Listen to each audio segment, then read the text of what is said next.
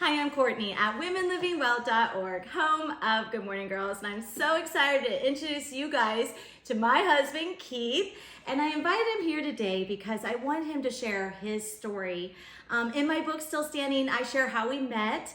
And one of the things that I found most handsome about him was his faith after so much loss and so many hard things that he went through with the loss of his wife. And so, Keith, will you just share with them some of your story, how you met her and Yeah, your so life I journey? met my wife, we were high school sweethearts. I was 15, she was 16 years old. We were going to high school together, and then we graduated high school, and then after the graduation of high school, I found a full-time job and employment and was working, starting my career, and 9 months after that, Julie became employed at the same company, and we started our future and career together. And then we got engaged shortly after that. And then in April 18th of 1992, which was Easter weekend, we got married and we started our life together, married. And then in July of 1996, we had our first daughter, which is Kayla, which is currently 27 now. Mm-hmm. And then we started that life as a family. And then in January of 2000, we had our other daughter, Jenna, which is currently 24 now, and married with a super son-in-law. And I don't mean to interrupt you, but I wanted to mention that he shared that they were working at the same place of employment, you and Julie, and you guys would still work together all those years. How many years did you guys work together at the same place? 33 years 33 together. years at the same place. So I think that's just an interesting detail. But anyways, okay, so go on. Okay, so you have your two kids. And so we have the two kids. Julie's just a super mom, mm-hmm. super wife, very in her job and just being the excellent mom that she was. And then involved with the kids playing soccer and everything in high school and all that. And then in November of 2019, we were Thanksgiving at my parents' house, and we just happened to run across an issue where Julie was having a hard time swallowing her food and just digesting it. And then that year, December of 2019, my youngest daughter, Jenna, got engaged, and it was continuing to go on in December. And then later on that month, we were able to get into a doctor's appointment and try to find out the solution or what the problem was that was going on. And here they just ran all kinds of tests and all that stuff. Really couldn't find anything wrong. And then COVID came about, and that was very stressful on her because we would go to work together and ride in and be together. But then once we were at work, I would be my separate way, she'd be her separate way. But it was very hard for her with COVID because we were separated, and then she felt like she was just like locked and being sheltered, not being able to go into the office every day and be able to be social with people, because she was very sociable and would like to talk and just be around people, and that was all taken from her. And then in June, we usually go on a big family vacation to Myrtle Beach, South Carolina, and we went on our vacation, and we just saw since December to June, like Julie's life was just like changing and everything was just like decreasing. And we were in Myrtle Beach that year of June of 2020, and 2 of the evenings she wasn't even able to go out to have dinner with us as a family. She stayed behind. And then when we returned from Myrtle Beach, she wasn't able to go to work that following Monday, and she had to take off. And when I came home from work that evening, she needed me to take her to the hospital emergency room to see what we could try to find out what the situation was going on and why she was there for testing and all that. They just said it was a lot of stress and anxiety, and they put her on some medication. She saw some counseling while she was in there, and the medication they put her on, and she was released 2-3 days later. Seemed like the progress was getting better, and it was good for a little while, and then she just took a turn again, and it started decreasing.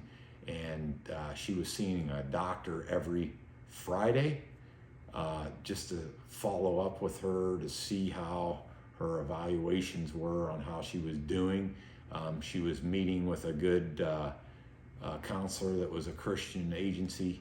And you went every Friday with her to those doctor appointments? Yeah, I would be, on some of them, they were Zoom calls. So that was one of the problems that you look back now after the fact, that she wasn't actually meeting with a counselor physically face to face. It was all on a Zoom call, and we thought things were getting better, and then they put and then they kept changing her medication to see what would be the right fit for her. And honestly, I don't think they knew, and they couldn't find the right fit for her.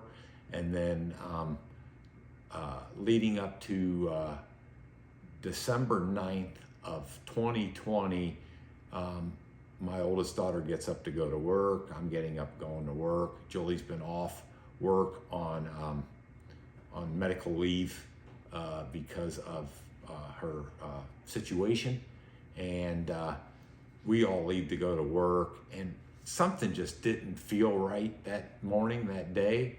And later on that morning around 9 o'clock, I just called to see how she was doing, and she sent me a message saying that, sorry, I can't talk right now. And I just kept calling her, and then finally she answered the phone, and we had a conversation. I could hear traffic in the background and stuff, and I'm asking her where she's at, and she tells me she just went for a walk, and here she was up by an interstate and a bridge where we live, and she just said that she was very stressed, and she was just tired, and she's ready to go home to the Lord. And I'm just like, Julie, let me come and get you. And she's like, no, you're at work, and I'll just see you tonight when you get home, and I love you so much. And I just left it at that, and I called my youngest daughter that was out at a few appointments to find out where she was, what she was doing. And she said she just pulled in our driveway at our home, and I said, can you please do me a favor and go out and look for your mom? I have a feeling she's up in this area somewhere. Can you find? And she has me on the phone. She's talking with me, and she's like, Dad, I don't see Mom anywhere. I don't really see her. I don't hear her or anything. I'm looking, and I'm like, just keep going, keep going. And then she gets up to where the overpass is, and this bridge on the expressway, and she proceeds to get there, and they have it closed. And I hear her get out of her car, and she starts asking questions and yelling and screaming, is that my mom? Is that my mom?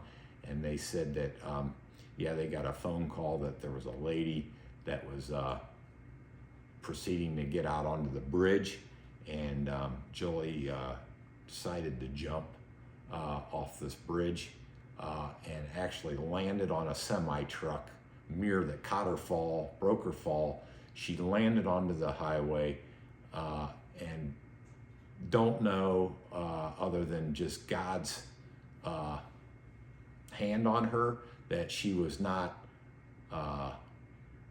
physically appearance-wise hurt. She was fully moving and responding.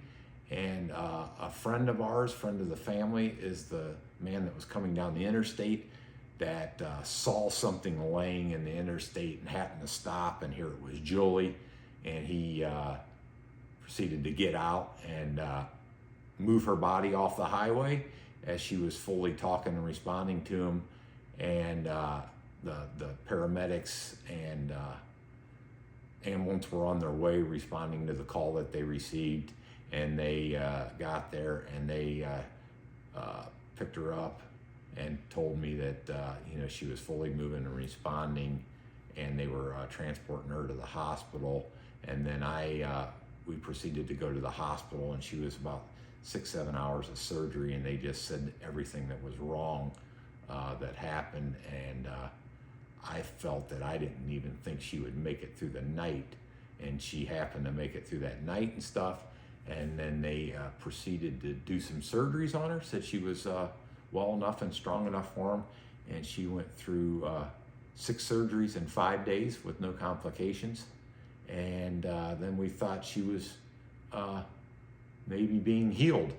And then on December 18th, they called us on a Friday evening and said that, that Friday she was on the end of the bed at the hospital and started doing physical therapy, and they called her the Miracle Woman.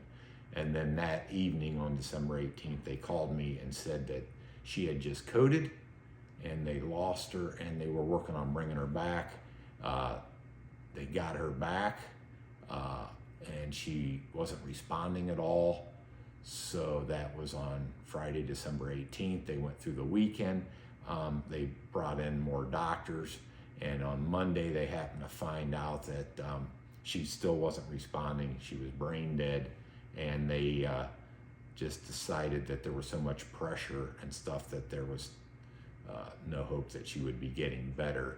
And I just had to make a decision on what to do, and we just felt that the best decision was to not have her in any more pain and suffering, and she was just ready to go home with the Lord. And she told the paramedics that were responding that please don't save me, that I've been saved, and just tell my family I love them so much and I want to go to heaven. And when she did this, she still had in her pocket, she had this Bible of when she was a kid and she was saved and baptized.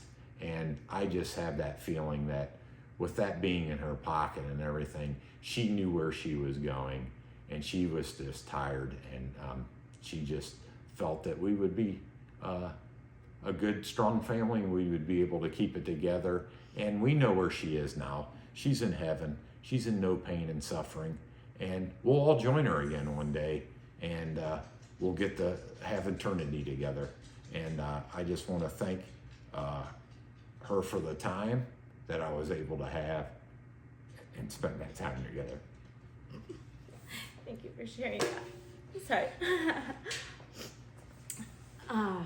Well, we have her ashes actually in our kitchen, and we want to just honor her memory, honor the woman that she was. It wasn't long ago that he came out of the shower and he was a little emotional, and he said, I was thinking of Julie, and just that I wouldn't be the man I am today without her. And so we're grateful for her life. And one thing that you didn't share earlier in your testimony was how you guys came to our church. And so just briefly.